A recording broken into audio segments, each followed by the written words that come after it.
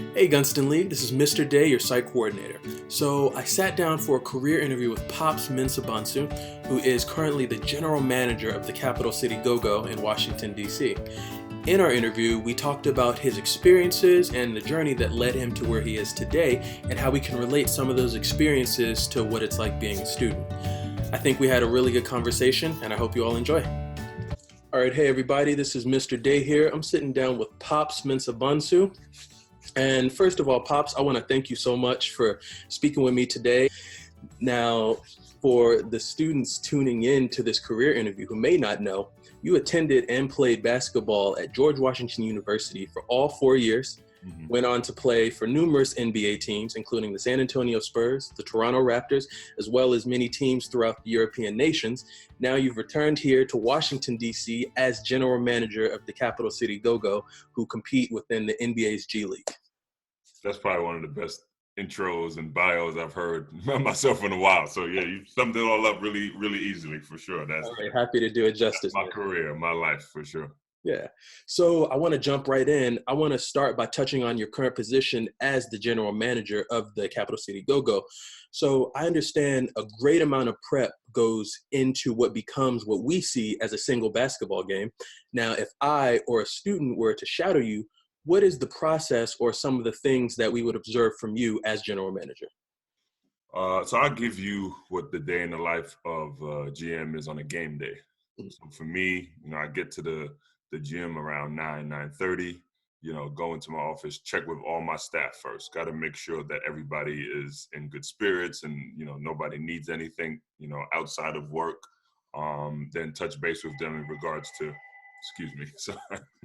I come into the office, touch base with my staff, try to make sure everybody is in good spirits and doing well, because I think if that's what's key to organization. You can't just be solely based on work.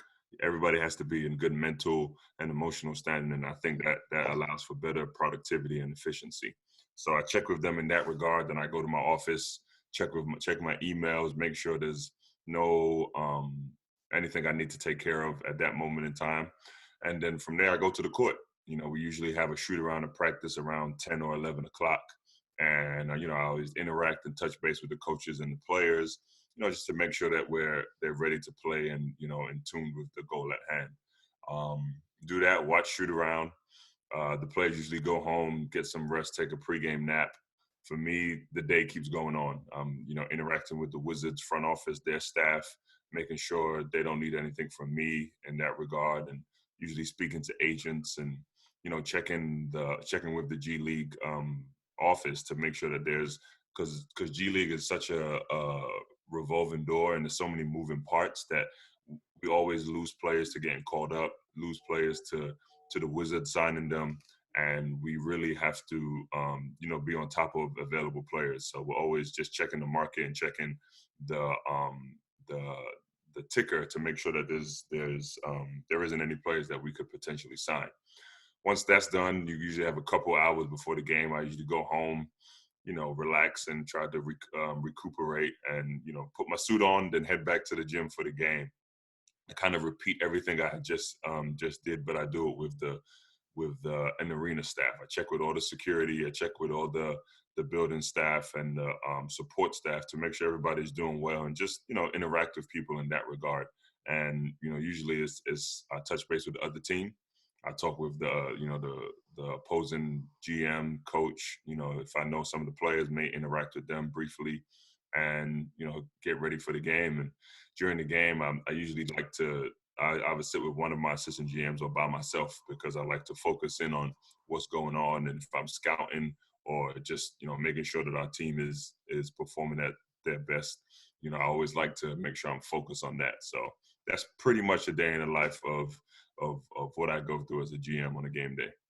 And so you mentioned a really interesting point. Even though you have your team and your roster of players, it's always about keeping an eye open for players on other teams or who might not even be in the league yet that you may want to work with moving forward, since you said it is such a revolving cast or a revolving door. Mm-hmm. Yeah, definitely. We're always watching not only players, but staff. We're watching, the coaches. Last year, we had a totally different staff than we had the year before. Mm-hmm. So, we had to prepare and have a list of potential coaches that we could interview and put in place for the upcoming season. And you have to, every game you're going to see different players, different coaches, and you have to have that mental note and understand that, okay, this guy could be somebody that I would like to see in our organization one day. Absolutely, because I guess that's interesting, making it the larger picture, because we as viewers to the game, we see the players on the field, or on the court. I'm sorry, but as you're explaining to me, the team itself encompasses more than just those who are actually making contact with the ball. It's people like yourself, the GMs, the coaches, everyone on the entire staff that encompasses the final product of the players that we do see touching the ball. There's a lot of moving parts that go on in behind the scenes so that you guys can sit there and watch, and get entertained for 2 hours. There's so many different things. There's probably like 40 staff members that, go into making sure that those players on the court are performing to the best of their ability, and what the people are watching is top notch and is at a high level. So, people always see the final result. And even for the players too, you only see Bradley Beal and John Wall, what they're performing on the court. You don't get to see the countless hours of workouts and drills and weight room exercises that they're doing to put themselves in that position to put out the best product possible. So, there's a lot that goes into it, and, just trying to give you a little insight as to what all that pertains to. Absolutely. So, Pops, I want to shift into talking about you as a person. Mm-hmm. Now, you lived for many years in London, and if I'm correct, moved stateside during high school. How do you feel that coming into college already with an international perspective helped shape what you knew to be possible as far as not setting limitations for yourself? Wow, that's a great question. Never, of all the questions I've heard, I've never heard a question like that. That's pretty cool. For me, having that diverse background and, coming from, an impoverished background in North London to, when I was in high school, one of the richest high schools in the country, I was forced to adapt at a young age. And, having such a diverse background, like I said, I was able to easily adapt. And when I got to GW, it was no different. And, I was really able to embrace that. And I think how we approach those different situations or different coaches, it determines how we handle it. And for me, I was excited and happy to be there, and I was embracing it and really soaked it up, and it allowed me to thrive instead of thinking about survival. And I think you can relate that to the time that we're in right now. During this difficult time, a lot of people are thinking about survival, and I know it's difficult to do so, but we got to try and shift our mindset and think positively and thinking about thriving and being the best we can be at this moment in time. Like looking at what we're doing now, we didn't just sit at home and just wait for this to end. You was like, what, let's we would have done this in person. Instead, let's do this career day online and still try to impact these students and help them out as best possible. So I like the fact that everybody is thinking forward and trying to find a way to be innovative and creative at the same time.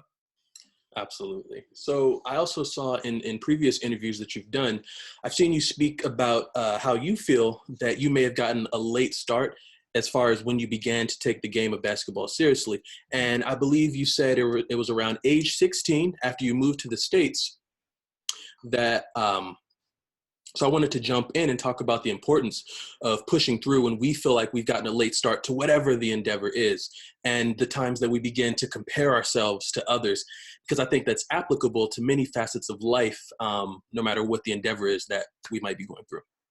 Yeah, for me, I moved over here and on my 16th birthday. Okay. And I hadn't played organized basketball. I played recreationally and for a little club team, but it's not as organized as it is over here.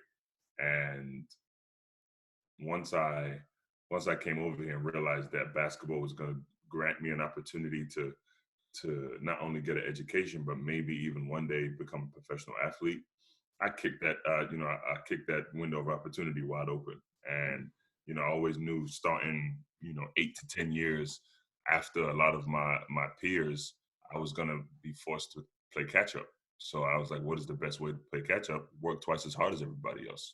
And once my skills caught up with my body and my athleticism, I would just continue that same mindset. And it propelled me into an NBA career and a career overseas, fortunate enough to be an Olympian, and I can attest that to the work ethic that I put in place at a young age. And I think people always think I just decided to work hard and was just determined and was able to get there. It's a little bit more complex than that, and a lot more things had to go in go in my favor.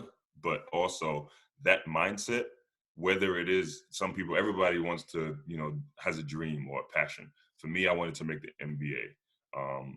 There's kids who want to make the NBA but may not be able to do so. Shift that frame of mind, but keep the same mindset. You can shift your focus, I should say. If you're not going to go to the NBA, but you want to go to med school, put that same work ethic and apply it into your education or what it is you want to accomplish in life. And I would say the results will not be the same, if not better, if that's the case. And you really have to just be self-aware of where your life is going or what you want to do. And once you figured out your why and your purpose, it would allow you to have that outlier theory where you put all those hours in of work and see the results. So just being mindful of where you are and what you want to do in life.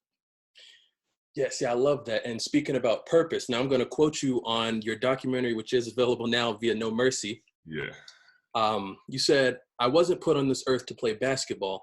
Basketball was a conduit for me to lead and empower a younger generation through my game to figure out what your why is." Mm-hmm. Now, Pops, those are incredible words, super strong, that in my opinion speak to the importance of using each situation that we find ourselves in as a learning opportunity. That's interactions that we have on the street, field trips we may take for all of my students tuning in, or classes that we might take in or outside of school.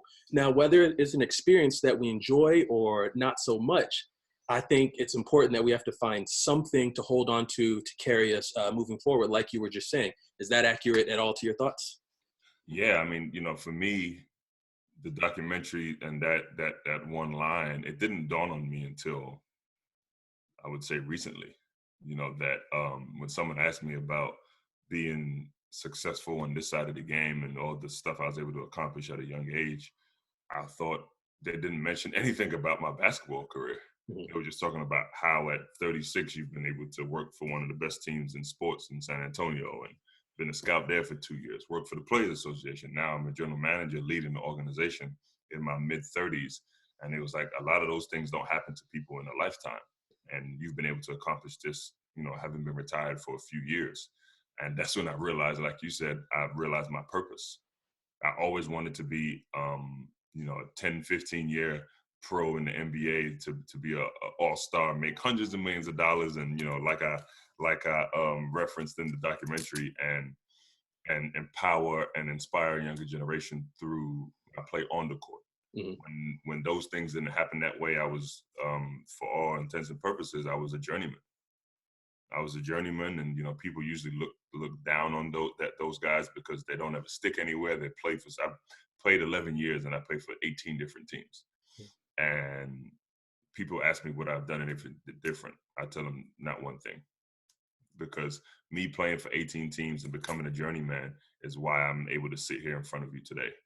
And coming to understanding and realization of that was one of the toughest things I ever had to do, but it also, with a high sense of self-awareness, it allowed me to thrive in that regard too. So I always tell people, if it's a quote that I kind of put my whole life in perspective, and it goes like this: what misses me wasn't meant for me, and that what's meant for me will not miss me. So if things are supposed to happen to you in life or for you in life, and it's relative to what you apply it to, you can understand that if you want to go up for this job or you wanted to make this team and it didn't happen, understand that some things happen in life for a reason. Like, Michael Jordan got cut from his varsity team as a sophomore. I don't think he turns into Michael Jordan if that doesn't happen. That fire, that drive, that work ethic that allowed him to become the greatest player we've ever seen started from that moment right there. So certain things happen to us, and you can go one way and say, oh, it wasn't meant to be, I'm not going to just do anything. Or you can allow it to motivate you and push you and determine you in a way that can propel you into something great. So how you respond to things is how is what can determine where you are and where you go in life. Yeah, I couldn't agree more. And I say with full confidence that your history and experience, from each level, whether it was high school, GW, the conference, NBA, playing throughout Europe, becoming an Olympian, and then, returning here to DC for the GM of the Capital City Go-Go, that each level has given you this vast perspective that, like you said, you can pull on to apply your wisdom, your knowledge to anything that you might face now when we are in season for the games. Now, how can you tell me if you've applied those experiences from college throughout your career to your current position, if you have an example? Well, as a GM, when I first got the position, I'd never been a GM before. I wasn't an assistant GM. I went straight from being a scout or a former player to a GM. And all I can lean on was my experiences on the court. And I may not have, 10, 15 years of front office experience, but I like to think I have a PhD in basketball. I've played in every level, every aspect. I've had success and failure at all those levels. And that's what, again, being a journeyman, that's what allows me to do my job to the best of my ability now, because I've seen situations that went well, situations that didn't go so well that I was a part of. And I always tell people, when you lose, never lose the lesson. I was able to learn from those experiences and build on them.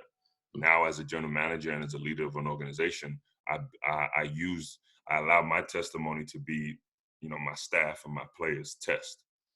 Everything I've been through, makes me a better leader and allows me to impart that wisdom on the players and on the staff to help them develop and grow. So I always lean on those experiences, and it is difficult at times, but at the same time, I think about any type of experience on and off the court and pertaining to basketball. I've either seen it, heard it, or been through it. Yeah.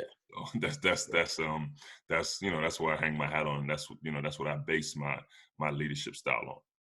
Yeah, and I mean, I would go as far as to say that the experiences that your players are coming to you with, you've already gone through majority, if not all of them, and so your bag of knowledge that you're pulling from to help, everyone in your organization and on your team is vast. So I think they couldn't have picked a better person to be in your position because of everything that you're able to bring to it at this point.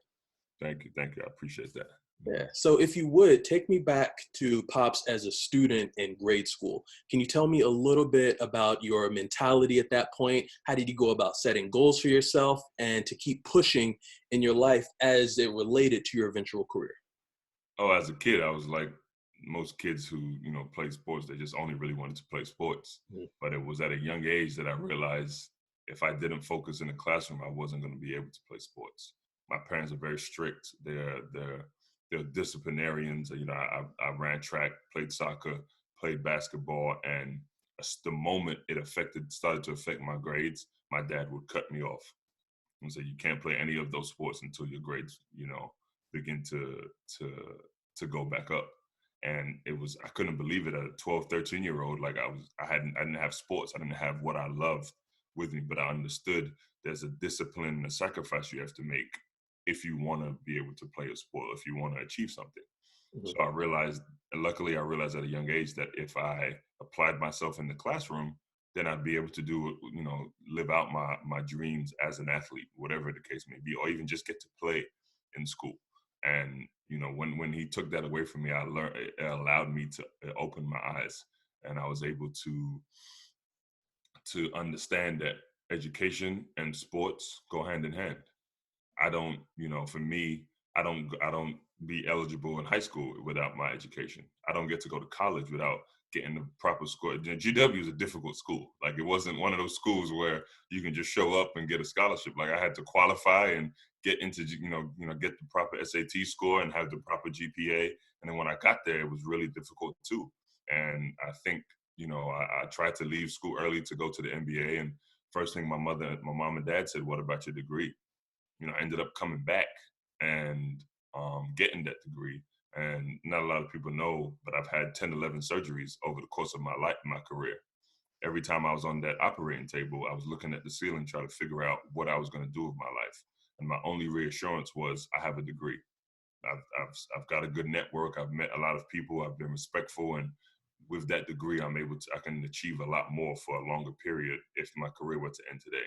And my career ended abruptly, as a player, and I was able to lean on my degree and my education, which is, put me in front of you here today. Yeah, and I think that touches a lot on balance, which is what I also wanted to ask you about.